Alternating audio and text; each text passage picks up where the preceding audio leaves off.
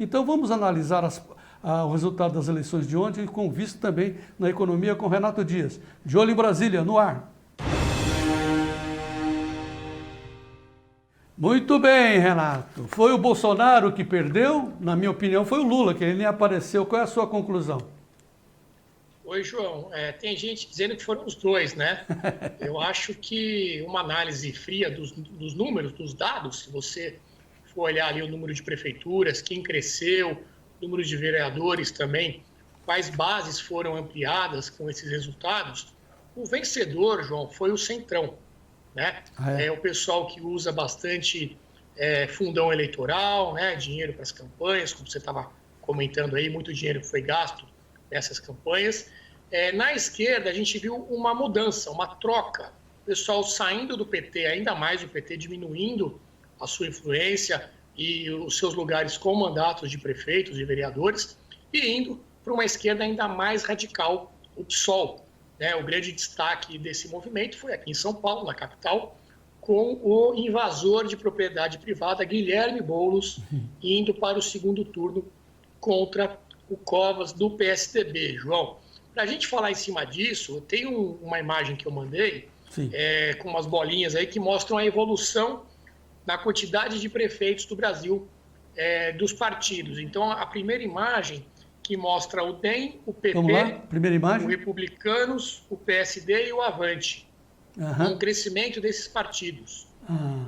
Então, assim, para a gente entender as bolinhas aí, o DEM parece que subiu bem, não é isso? O DEM pode deixar as bolinhas aí. Pode 182 prefeituras, né, e saíram de 268 para 450, né? Um aumento aí de uns 30%, 40%. O PP mais 175, o Republicanos mais 98, 96 para o PSD e 66 para o Avante. E do outro lado, João, na próxima tela, vamos ver quem mais perdeu. A próxima imagem que tem aí. E aí a gente vai ver o pessoal de esquerda diminuindo bastante. Então, o PCdoB, né, Partido Comunista do Brasil, menos 36, o PTB menos 52, aí indo ali, PT menos 80 cidades, né, governadas pelo PT, que é uma ótima notícia. O PSB, que é o Partido Socialista Brasileiro, menos 160. E aí a gente tem dois partidos aí que representam a velha política, que é o MDB e o PSDB, perdendo bastante também. O MDB 289 e o PSDB 308 prefeituras, João. Quem subiu, como eu disse, partidos do Centrão, isso tanto nas prefeituras quanto nas câmaras de vereadores. Muito bem. Mas então, por isso que você disse que é o Centrão, Renato, que ganhou? O Centrão que ganhou, João. Aqui utilizou melhor as verbas. E a gente tem que pensar o seguinte, eleição municipal, João, depende muito de quem tem base realmente no dia a dia da política, né? Porque você vota em alguém que geralmente você conhece. É o cara que é teu vizinho, ou um cara que é ali ligado à igreja que você frequenta, o cara do comércio. Então, é muito complicado você dizer, o Bolsonaro apoiou tantos caras e eles não foram eleitos. O grau de influência federal na eleição municipal, ele acaba sendo menor. Então, a direita, o recado que fica para a direita, se é que existe direita no Brasil, é justamente esse. Falta se organizar, falta ter um partido conservador, um partido realmente de direita. A gente tem aí o Partido Novo, que é cheio de brigas internas também. A gente viu aqui em São Paulo o candidato deles, que o próprio partido acabou sabotando, né? Então, existe aí um vácuo realmente, né? O presidente Bolsonaro está tentando formar um partido que é o Aliança pelo Brasil, justamente para abrigar esses representantes. Agora, se você for pegar a eleição mesmo aqui de São Paulo, não tinha em quem votar direito. Ela acabou se dividindo entre o Arthur Duval, né, que é o Mamãe Falei, do MBL. Muita gente foi para o Celso Russomano, que foi a indicação do presidente. A Joyce teve pouquíssimo voto, então se espalhou por esses poucos candidatos. O próprio Covas recebeu votos da direita também. E agora a gente vai ter, no segundo turno, João, uma disputa daquele que te trancou em casa, que foi o Bruno Covas. Tem até um meme dessa imagem que eu passei aí para vocês também.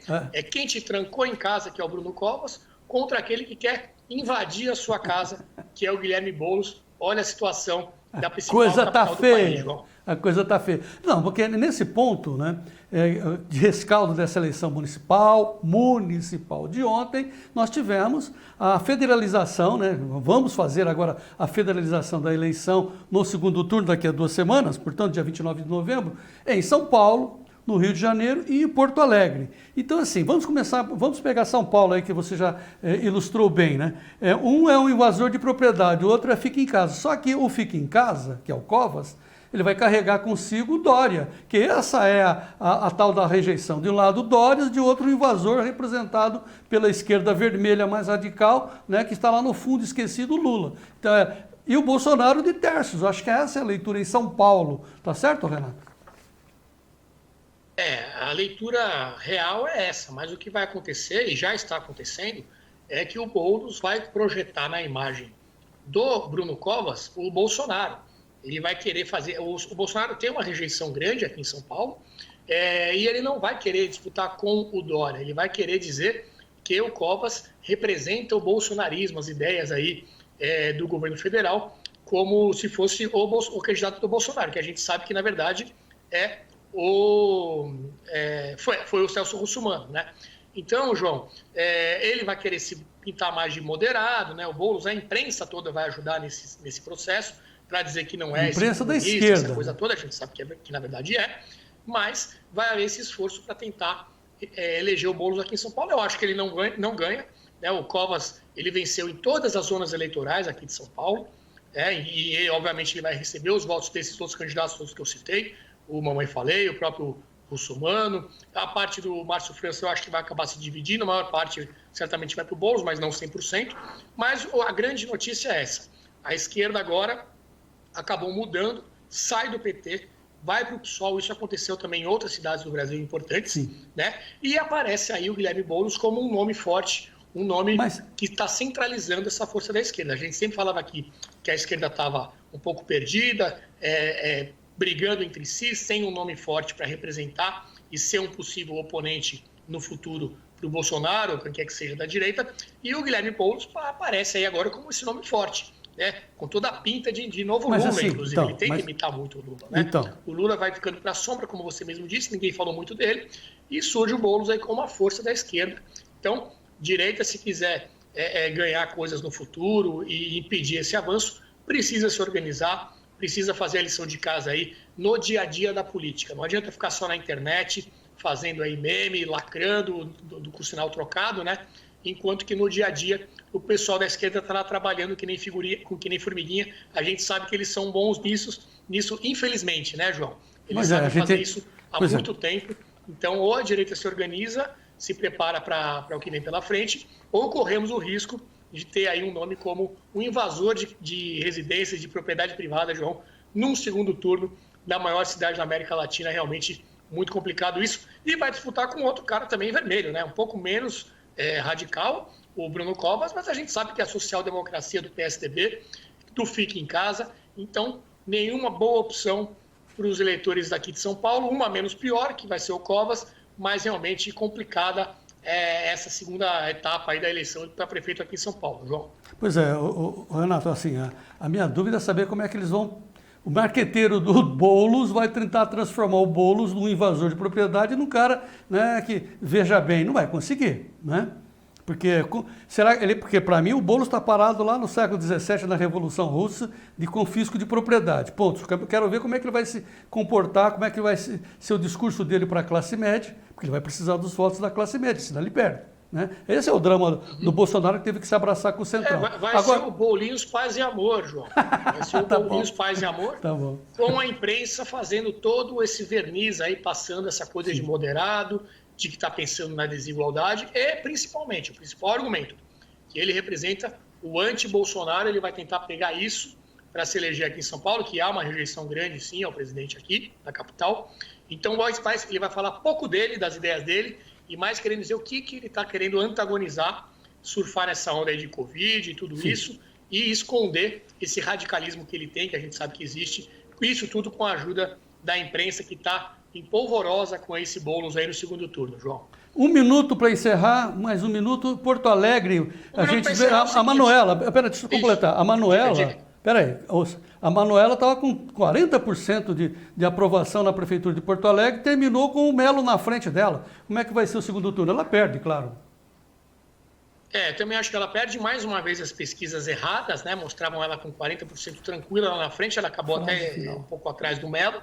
E outro grande perdedor dessa eleição, João, é o TSE, né? O nosso ministro Barroso falando do sistema de apuração, que ia dar um show para os Estados Unidos, aquela coisa toda, ficou tudo fora do ar. O pessoal com o aplicativo não conseguia justificar o voto, a ausência do voto, que era aí uma das propagandas dele. Tudo isso, obviamente, no dia da eleição.